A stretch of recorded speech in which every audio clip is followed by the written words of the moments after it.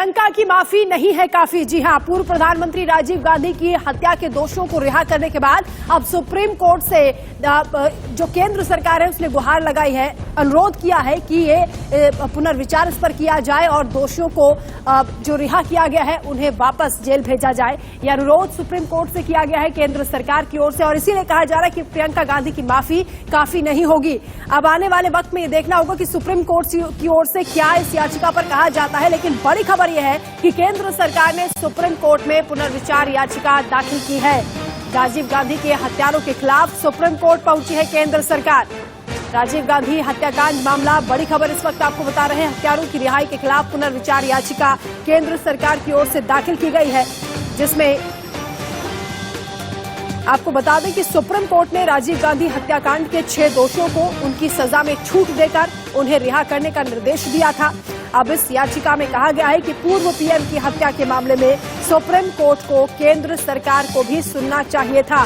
केंद्र सरकार की बात नहीं सुनी गई, केंद्र सरकार को विश्वास में नहीं लिया गया और इन दोषियों को रिहा कर दिया गया, जिस पर पुनर्विचार होना चाहिए। केंद्र सरकार की ओर से पुनर्विचार याचिका दाखिल की गई है, जिसमें कहा गया है कि देश के पूर्व प्रधानमंत्री की हत्या करने वाले दोषियों की सजा में छूट देने का आदेश भारत सरकार को सुनवाई का पर्याप्त मौका दिए बगैर पारित किया गया है। दोषियों ने केंद्र सरकार को याचिका में पक्षकार नहीं बनाया। याचिकाकर्ताओं की ओर से इसमें कहा गया है कि सुनवाई में भारत सरकार की गैर भागीदारी रही और यही वजह है कि इस पर पुनर्विचार सुप्रीम कोर्ट को करना चाहिए। राजीव गांधी के हत्यारों के खिलाफ सुप्रीम कोर्ट पहुंची है भारत सरकार। केंद्र सरकार ने पुनर्विचार याचिका दाखिल की है।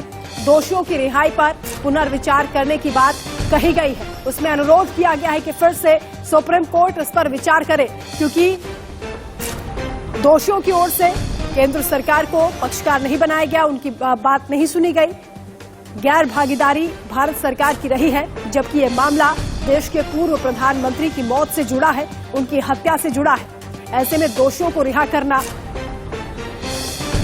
इसको लेकर भावनाएं लोगों की आहत हुई है। कांग्रेस के भी हालांकि कई जो बड़े दिग्गज नेता हैं उन्होंने भी नाराजगी जताई है। भले ही प्रियंका गांधी, सोनिया गांधी ने माफ कर दिया हो, लेकिन पुनर्विचार याचिका केंद्र सरकार की ओर से दाखिल की गई है, जिसमें दलील दी गई है कि हमें अपना पक्ष रखने का मौका नहीं दिया गया। केंद्र सरकार की इसमें गैर भागीदारी रही है। दोषियों ने भारत सरकार को याचिका में पार्टी नहीं बनाया, यानी पक्षकार नहीं बनाया। केंद्र ने ये दलीलें दी हैं और पुनर्विचार याचिका दाखिल की है कोर्ट में। इस वजह से सुनवाई में सरकार अपना पक्ष नहीं रख पाई, क्योंकि उन्हें पार्टी नहीं बनाया गया। अब भारत सरकार की बात भी सुनी जाए, ये मांग की गई है। ये न्यायिक व्यवस्था का उल्लंघन है। केंद्र सरकार ने ये तमाम दलीलें दी हैं इस पुनर्विचार याचिका में। पुनर्विचार याचिका में केंद्र सरकार की ओर से जो कहा गया है वो हम आपको बता रहे हैं। राजीव गांधी के हत्यारों की रिहाई के खिलाफ कोर्ट पहुंची है, सुप्रीम कोर्ट पहुंची है केंद्र सरकार। इधर नलिनी श्रीहरन ने कहा है कि मैं बेकसूर हूं। दोषी नलिनी ने खुद को बेकसूर बताया है। हालांकि दोषी करार दी गई थी, उसके बाद सजा हुई। सालों से आरोप ढो रही हूं, ये नलिनी श्रीहरन ने कहा और अपने आप को बेकसूर उन्होंने बताया है। कहा कि मेरे ऊपर लगे सभी आरोप गलत हैं, निराधार हैं। हालांकि तमाम सबूतों को ध्यान में रखते हुए उन्हें दोषी करार दिया गया था, लेकिन अब वो अपने आप को बेकसूर बता रही है और उनका कहना है कि जबरदस्ती उन पर यह आरोप मढ़ दिया गया और लगातार वो सालों से इसका बोझ ढो रही है।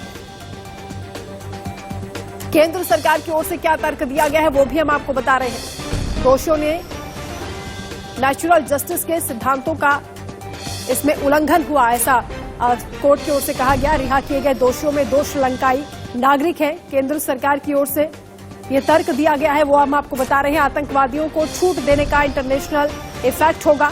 गंभीर मामलों में सरकार का पक्ष जानना बेहद जरूरी है, लेकिन इसमें सरकार का पक्ष नहीं लिया गया और जो दोषी हैं उन्होंने सरकार को पार्टी नहीं बनाया।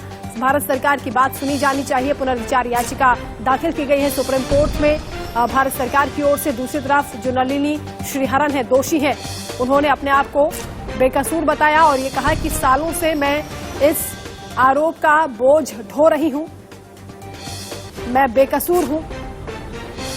हालांकि प्रियंका गांधी और सोनिया गांधी ने उन्हें माफ कर दिया है, लेकिन अभी भी जो लोगों की भावनाएं आहत हुई हैं, क्योंकि देश के पूर्व प्रधानमंत्री की हत्या का ये मामला है। कांग्रेस के भी कई नेता इसका विरोध कर रहे हैं कि आखिर ये रिहाई क्यों की गई है, इस पर नाराजगी प्रकट की है। सुप्रीम कोर्ट में अब केंद्र सरकार भी पहुंची है और पुनर्विचार याचिका दाखिल की गई है। केंद्र सरकार का कहना है कि हमारा पक्ष भी सुना जाना चाहिए। रिहाई के खिलाफ पुनर्विचार याचिका केंद्र सरकार ने दाखिल की है। केंद्र सरकार ने कहा कि प्राकृतिक न्याय के सिद्धांतों का घोर उल्लंघन हुआ है, क्योंकि जिन 6 दोषियों को छूट दी गई है उनमें से 4 श्रीलंकाई नागरिक हैं। देश के पूर्व प्रधानमंत्री की हत्या के जघन्य अपराध के लिए देश के कानून के मुताबिक विधिवत दोषी ठहराए गए। दूसरे देश के आतंकवादी को छूट देना यह एक ऐसा मामला है जिसका अंतर्राष्ट्रीय भी प्रभाव होगा और इसीलिए यह पूरी तरह से भारत सरकार की शक्तियों के अंतर्गत आता है। ऐसे संवेदनशील मामले में भारत सरकार की भागीदारी होनी चाहिए थी, क्योंकि इस मामले का देश की सार्वजनिक व्यवस्था और शांति व्यवस्था के साथ ही आपराधिक न्याय प्रणाली पर भी भारी प्रभाव पड़ता है। सीनियर एडिटर आशीष सिन्हा भी हमारे साथ जुड़ रहे हैं। आशीष जी, ये जो पूरा मामला है इसको लेकर नाराजगी तो लोगों ने जताई है। कांग्रेस के भी कई नेता, हालांकि सोनिया गांधी, प्रियंका गांधी भले ही माफ कर रही हो, लेकिन दोषियों की रिहाई के खिलाफ अब सुप्रीम कोर्ट का दरवाजा केंद्र सरकार ने भी खटखटाया है। नहीं, देखिए, कांग्रेस ने जो नाराजगी जताई बनी वो नाराजगी अदालत के बाहर जताई। कांग्रेस के वरिष्ठ नेताओं ने एक प्रेस कॉन्फ्रेंस की जिसमें अभिषेक मनु सिंघवी थे और तमाम बड़े नेता थे। उन्होंने नाराजगी तो जरूर जताई, लेकिन उन्होंने अदालत का रुख नहीं किया। केंद्र सरकार ने अदालत का रुख किया है। केंद्र सरकार ने पुनर्विचार याचिका दाखिल की है। केंद्र सरकार ने ये कहा है कि हम इस मामले में पार्टी नहीं है। जो याचिकाकर्ता थे उन्होंने कभी भी केंद्र सरकार को पार्टी नहीं बनाया। दूसरी है बात, केंद्र सरकार का पक्ष सुने बिना ही इस मामले में आदेश जारी कर दिया गया। तीसरी अहम बात, जिन 6 लोगों की रिहाई का सुप्रीम कोर्ट ने आदेश दिया है उसमें से 4 जो है वो श्रीलंकाई नागरिक हैं। चौथी अहम बात, ये जो 4 श्रीलंकाई नागरिक हैं इसकी वजह से जो अंतर्राष्ट्रीय जो संबंध है भारत के उस पर असर पड़ेगा। केंद्र सरकार दरअसल ये कह रही है कि इतने महत्वपूर्ण मामले में बिना उनका पक्ष सुने सुप्रीम कोर्ट को ये आदेश जारी नहीं करना चाहिए था। बहरहाल अब सुप्रीम कोर्ट को पुनः इस याचिका को ये देखना होगा कि क्या वो याचिका सुनवाई योग्य है या नहीं है, यानी जो पुनर्विचार याचिका केंद्र सरकार की तरफ से फाइल की गई है। सबसे अहम बात यह है कि इस मामले में राज्य सरकार की क्या भूमिका रहती है, क्योंकि पार्टी आने वाले समय में तमिलनाडु सरकार भी बनेगी। क्योंकि उस समय की AIADMK सरकार ने बाकायदा असेंबली में रेजोल्यूशन पास किया था। इस समय की तत्कालीन जो DMK सरकार है वो उनसे मिलने जाते हैं, तो राज्य सरकार को ये चाहेगी कि सुप्रीम कोर्ट का फैसला बरकरार रहे, लेकिन तय सुप्रीम कोर्ट को करना है। एक सबसे अहम बात यह है वंदना कि अगर सुप्रीम कोर्ट अपने फैसले को रिव्यू पिटीशन जो है यानी केंद्र सरकार की वो खारिज कर देता है, तो आने वाले समय में ये तय मान के चलिए कि इस फैसले का उदाहरण देते हुए कई सारी याचिकाएं सुप्रीम कोर्ट में दाखिल होंगी। अभी हाल में ही अगर देखा जाए तो पंजाब में बलवंत सिंह राजूवाना, उसके साथ जो 5 लोग जो बेन सिंह पंजाब के पूर्व मुख्यमंत्री थे जिनकी हत्या के मामले में ये आजीवन कारावास की सजा भुगत रहे हैं, इनकी भी रिहाई की मांग बहुत तेजी से उठ रही है। और ये कहा जा रहा है कि जिस तरह से राजीव गांधी के हत्यारों को रिहाई मिल गई है तो इन लोगों की क्यों ना रिहाई मिले, क्योंकि बलवंत सिंह राजूवाना की जो मर्सी पिटीशन है वो अभी भी पेंडिंग है। ऐसे कई दोषी हैं जो चाहे उम्र कैद की सजा काट रहे हों, चाहे फांसी की सजा काट रहे हों, लंबे समय से जिनकी मर्सी पेंडिंग हो, चाहे राज्यपाल के पास हो, चाहे महामहिम के पास हो, ये सभी सुप्रीम कोर्ट का रुख करने वाले हैं। तो क्योंकि सुप्रीम कोर्ट ने इस मामले में 142 लगाया था, जो संविधान में सुप्रीम कोर्ट के पास अनलिमिटेड पावर दी गई है, उसके तहत सुप्रीम कोर्ट ने इनको रिलीज किया था। लेकिन एक फ्लडगेट जरूर ओपन हो गया है और सेंटर इस बात को भी समझ रही है कि आने वाले समय में इस तरह की कई याचिकाएं सुप्रीम कोर्ट में दाखिल होने वाली। आशीष जी, अगर रिव्यू पिटीशन पर विचार किया जाता है, अगर कोर्ट इस पर विचार करता है, तो आने वाले वक्त में अगर सियासी लिहाज से भी देखा जाए तो क्या इम्पैक्ट पड़ेगा? देखिए, बहुत ज्यादा इम्पैक्ट पड़ेगा, क्योंकि तमिलनाडु की राजनीति पे इससे बहुत ज्यादा इम्पैक्ट पड़ेगा। एक तरफ हम ये देख रहे हैं कि कांग्रेस इस पूरे मामले को लेकर कोर्ट के बाहर तो जरूर कांग्रेस के जो बड़े नेता हैं वो बोल रहे हैं, लेकिन कांग्रेस के 2 सबसे बड़े नेता, चाहे राहुल गांधी हो चाहे प्रियंका गांधी हो, इनकी तरफ से अभी कोई बयान नहीं आया। खुद सोनिया गांधी की तरफ से इस मामले में कोई बयान नहीं आया, तो जाहिर तौर पर बीजेपी इसको लेकर हमलावर होगी। क्योंकि बीजेपी तमिलनाडु में अपनी सियासी जमीन को तलाश रही है। हाँ। तो ऐसे में आने वाले समय में बीजेपी इससे बहुत ज्यादा एग्रेसिव होगी। लेकिन डीएमके सरकार, क्योंकि स्टालिन खुद इनसे जाके मिल चुके हैं, तो डीएमके सरकार तो पहले ही अपनी चीजों को ओपन कर चुकी है कि वो इनके साथ है। तो जाहिर तौर पर इस पर राजनीति होने वाली है, लेकिन इस बात को भी समझना होगा क्योंकि इस तरह के मामले, इस तरह के जो फैसले हैं, उससे फ्लडगेट ओपन होगा। ठीक है, 30 साल की लंबी सजा इन लोगों ने जेल में भुगती है, लेकिन जो जानकार है उनका मानना है कि फ्लडगेट ओपन होने के बाद ऐसे कई दोषी हैं, उनकी भी रिहाई का जो रास्ता है वो साफ हो जाएगा। क्योंकि भारत सरकार की ओर से कहा गया है कि नेचुरल जस्टिस के सिद्धांतों का उल्लंघन हुआ है। ऐसे नेचुरल जस्टिस के क्या प्रिंसिपल्स होते हैं जिसका हवाला यहाँ केंद्र सरकार की ओर से दिया गया रिव्यू पिटीशन में?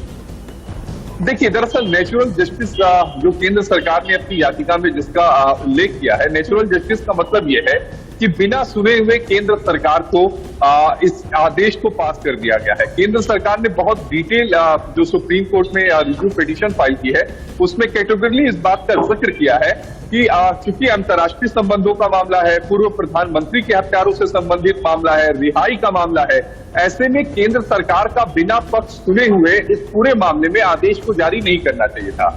आपको ध्यान में होगा कि जब इससे पहले एआईएडीएमके की जो सरकार थी, जब तत्कालीन मुख्यमंत्री जयललिता जी, तो उन्होंने तमिलनाडु विधानसभा में एक रेजोल्यूशन पास किया था और उन्होंने इन सभी दोषियों की रिहाई का आदेश जारी कर दिया था। उसके बाद तुरंत केंद्र सरकार सुप्रीम कोर्ट का रुख करती है और सुप्रीम कोर्ट के आदेश के बाद इनकी रिहाई पर रोक लग जाती है। और उस समय ये तय होता है कि क्या केंद्र सरकार से इस मामले में अनुमति ली जाए या ना, क्योंकि इस मामले में सीबीआई ने जांच की थी। लेकिन जब सुप्रीम कोर्ट में पूरा मामला चला तो बाद में ये चीजें तय हुई कि ये सीधा जो मामला है वो आईपीसी 302 का है, यानी हत्या का मामला है। तो ऐसे में केंद्र सरकार से परमिशन की जरूरत नहीं है। ये बात तमिलनाडु सरकार ने सुप्रीम कोर्ट में कही थी, जिसके बाद ये नॉर्मल मामला चला था 302 में। और उसके बाद तमिलनाडु क्योंकि राज्य सरकार के पास ये पावर होती है रेमिशन की कि 14 साल के बाद किसी भी व्यक्ति को वो अगर उम्र कैद की सजा काट रहा है तो उसे वो रिहा करने के अधिकार उनके पास हैं। हालांकि सुप्रीम कोर्ट के कई सारे जजमेंट्स हैं, आइदर इस 2 जजेस बेंच, 3 जजेस बेंच, 5 जजेस बेंच, जिसमें सुप्रीम कोर्ट ने ले डाउन किया है कि लाइफ मीन्स लाइफ, लेकिन उम्र कैद का मतलब उम्र कैद है। लेकिन स्टेट के पास जो रेमिशन पावर है वो है, यानी 14 साल के बाद रिहाई करने का जो अधिकार है वो है। तमिलनाडु सरकार ने क्या कहा? तमिलनाडु सरकार ने ये कहा कि ये सारे जो 6 कन्विक्ट्स हैं, इन्होंने 30 साल से लंबा जो अरसा है वो जेल में बिताया। जेल में इनके जो आचरण है वो अच्छे रहे हैं, इनके खिलाफ कभी कोई शिकायत नहीं आई है। तो ऐसे में इनको रिहा किया जाए और इसी का फायदा सभी 6 कन्विक्ट्स को मिला है। और उसके बाद कोर्ट ने ठीक मुरुगन मामले में जो मई इसी साल का जो आदेश था उसको सुप्रीम कोर्ट ने इन पर भी प्रभावित कर दिया।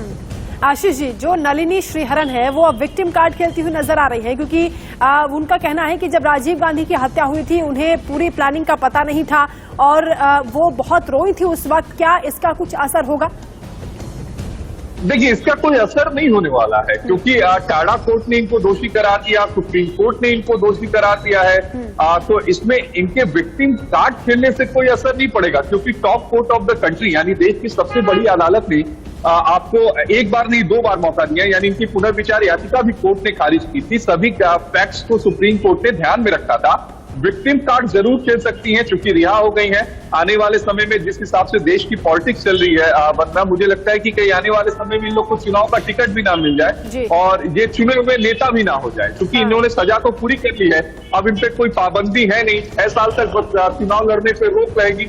अगर आप सजा पूरी करके आते हैं तो उसके बाद चाहे तो आप इलेक्शन कंटेस्ट कर सकते हैं। तो ये भी एक बड़ी बात है, शायद ये एक बड़ी वजह है कि अपनी सियासी जमीन भी ये लोग तलाश रहे हैं। हाँ आशीष जी, आपने ये बताया कि सजा पूरी होने का तर्क दिया गया जो उन्हें रिहा किया गया है कोर्ट की ओर से, लेकिन अब जो केंद्र सरकार की ओर से एफर्ट किए जा रहे हैं उसमें कितने % चांसेस हैं कि ये वापस जेल जा सकते हैं? देखिए, उसकी उम्मीद अभी बेहद कम है, क्योंकि एक बार सुप्रीम कोर्ट ने इनको रिहा करने की इजाजत दी है। जो 4 श्रीलंकाई नागरिक हैं, रॉबर्ट वगैरह हैं, इनको लेकर जरूर जो तलवार है वो लटकी रहेगी, क्योंकि यहाँ पर मामला जो है वो अंतर्राष्ट्रीय संबंधों का आता है। केंद्र सरकार ये कह रही है कि जब इस तरह के मामले हो जहां पर रिहा करने के आदेश की बात हो, जो दूसरे मुल्क के नागरिक हो, तो ऐसे में ये भारत सरकार का मामला है क्योंकि अंतर्राष्ट्रीय संबंध बनाना निभाना ये सरकार की भूमिका है, तो ऐसे में कोर्ट को हस्तक्षेप नहीं करना चाहिए। तो हो सकता है कि उन 4 मामलों को सुप्रीम कोर्ट कंसीडर कर ले, लेकिन नलिनी के मामले को सुप्रीम कोर्ट कंसीडर करेगा, रामाचंद्रन को करेगा, ये बड़ा मुश्किल लग रहा है। आशीष जी, एक बार जो दर्शक हमारे साथ अभी जुड़े हैं उनके लिए बताइए कि किस तरह के कानूनी दांव पेचों का इस्तेमाल यहाँ पर किया गया है, इस रिहाई के पीछे क्या तर्क दिए गए हैं? देखिए, दरअसल सुप्रीम कोर्ट ने ये अपने आदेश में कहा था, चाहे मुर्गन का आदेश हो, मई का, चाहे इनके आदेश में हो, सुप्रीम कोर्ट ने पहली बात ये कही कि इन लोगों ने 30 साल से ज्यादा लंबा जो है समय जेल में बिताया। दूसरी बात, जो उनकी दया याचिका है वो अभी भी पेंडिंग है, लंबित है पिछले 3 सालों से। दरअसल पिछले 3 सालों से सुप्रीम कोर्ट बार बार ये कह रहा है केंद्र सरकार को कि इनकी जो दया याचिका है, जो मर्सी प्ली है, उसका जल्द से जल्द निपटारा किया जाए, लेकिन उसके बावजूद इनकी मर्सी प्ली का निपटारा नहीं किया गया। तीसरी है बात, कोर्ट ने यह भी कहा कि अगर राज्यपाल इस मामले में कोई फैसला नहीं लेते हैं तो हम फैसला लेंगे। चौथी अहम बात, सुप्रीम कोर्ट को जो अनुच्छेद 142 के तहत जो असीमित शक्तियां मिली हैं, दरअसल वो इंसाफ के लिए मिली है कि इंसाफ किसी को भी दिलाने के लिए सुप्रीम कोर्ट किसी भी तरह का आदेश जो है वो जारी कर सकता है। इस मामले में बिल्कुल वैसा हुआ है। सुप्रीम कोर्ट ने आर्टिकल 142 का इस्तेमाल किया है। आर्टिकल 142 का इस्तेमाल सुप्रीम कोर्ट बहुत कम करता है, शायद ही साल में 1 या 2 ऐसे मामले हो या 3 मामले हो जिसमें 142 के तहत सुप्रीम कोर्ट किसी की रिहाई का आदेश देता हो। तो ये सारी बातें सुप्रीम कोर्ट ने मानी। सुप्रीम कोर्ट ने यह भी कहा कि लंबे समय तक ये जेल में है, 30 साल एक लंबा समय होता है, जेल में जो इनका आचरण है वो अच्छा है, तो ऐसे में इनको रिहा करने का अधिकार है। ये कहते हुए सुप्रीम कोर्ट ने इनकी रिहाई के आदेश दिए हैं। आशीष जी, अब क्योंकि ये पूरे देश की भावनाओं से जुड़ा हुआ है, पूर्व प्रधानमंत्री की जघन्य हत्या कर दी जाती है और उसके बाद जो दोषी है उन्हें रिहा कर दिया जाता है, भले ही जो भी तर्क दिए गए हो, लेकिन देश ये जानना चाहता है कि आखिर इन दोषियों की रिहाई क्यों हुई, ये नहीं होनी चाहिए थी, ऐसा बहुत से लोग कह रहे हैं। अब केंद्र सरकार की ओर से क्योंकि याचिका दाखिल की गई है, पुनर्विचार करने की मांग की गई है, इसका कितना बड़ा मैसेज जनता के लिए पहुंचेगा? देखिए, केंद्र सरकार बहुत सीधा सा मैसेज ये देना चाहती है कि इस तरह के जघन्य अपराध में शामिल रहने वाले किसी भी दोषी को किसी भी तरह की लीनियंसी की उम्मीद नहीं रखनी चाहिए, खासकर केंद्र सरकार से। केंद्र सरकार यही बार बार कहना चाहती है अपने रिव्यू पिटीशन के जरिए कि हम कोई भी उदारता नहीं दिखाएंगे, खासकर मामला तब जब देश के पूर्व प्रधानमंत्री की हत्या से जुड़ा हुआ हो। केंद्र सरकार का मैसेज बिल्कुल क्लियर है। केंद्र सरकार ये साफ करना चाहती है कि हम इनके साथ नहीं हैं। लेकिन अब सवाल ये उठता है कि राज्य सरकार इनके साथ है, और दूसरा ये भी देखना होगा कि क्या आने वाले समय में, क्योंकि कांग्रेस पार्टी के जो बड़े नेता हैं, चाहे अभिषेक मनु सिंघवी हो या दूसरे बड़े नेता, वो ऑफ द रिकॉर्ड इन सारी चीजों को तो बोल रहे हैं, मतलब आउट ऑफ द कोर्ट इन सारी चीजों को तो बोल रहे हैं। क्या आने वाले समय में केंद्र सरकार की रिव्यू पिटीशन अगर सुनने के लिए कोर्ट तैयार हो जाता है तो इनकी तरफ से कोई एप्लीकेशन लगाई जाती है कि इस मामले में उन्हें भी सुना जाए या नहीं, ये भी देखना बेहद दिलचस्प होगा बताना। लेकिन आशीष जी, एक सवाल जहन में यह भी उठ रहा है कि आखिर जैसे सुप्रीम कोर्ट में कहा है केंद्र सरकार ने कि हमें पक्षकार नहीं बनाया गया, पार्टी नहीं बनाया दोषियों ने, तो उस पर क्या सुप्रीम कोर्ट ने नहीं सोचा होगा या उस पर विचार नहीं किया गया होगा? देखिए, चूंकि मामला 302 का था और मामला दया याचिका से संबंधित था, मामला जो था वो राज्य सरकार ने जो रेजोल्यूशन पास किया था उसका था, तो ऐसे में सुप्रीम कोर्ट ने इस मामले में, चूंकि अगर स्टेट इन्वेस्टिगेट करती है किसी भी मामले को, 302 का मामला होता है, तो वहां पर केंद्र को पार्टी नहीं बनाया जाता है, वहां पर राज्य सरकार पार्टी बनती है। केंद्र क्या कह रही है? केंद्र ये कह रही है कि चूंकि मामला जो है वो 4 श्रीलंकाई नागरिकों का था, तो ऐसे में केंद्र सरकार को पार्टी बनाना जरूरी था।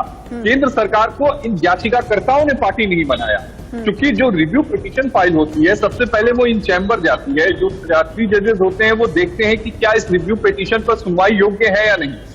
अगर वो सुनवाई के लिए तैयार हो जाते हैं तो नियम ये कहता है कि उसके बाद फिर इसमें ओपन कोर्ट में सुनवाई होती है। तो ये एक लंबा प्रोसीजर होता है, लेकिन देखना यह होगा कि क्या सुप्रीम कोर्ट में जल्द सुनवाई की मांग केंद्र सरकार की तरफ से की जाएगी या नहीं।